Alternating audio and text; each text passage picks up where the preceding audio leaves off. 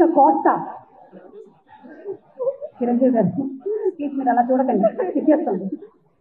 మొక్కే కదా అని పీకేస్తే, మొక్కే కాదా అని పీకేస్తే పీక కోస్తా, పీక కోస్తా. చీవెట్టండి. మొక్కే కాదా, మొక్కే కాదా అని పీకేస్తే, నేను పీకేస్తే పీక కోస్తా, పీక కోస్తా. కోసేస్తుంది. ఇంకొక వన్ మోర్ డైలాగ్ జెనిఫర్.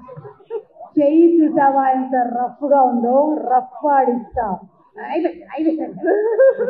చెయ్యి చూసావా, చెయ్యి చూసావా ఎంత రఫ్ గా ఉందో,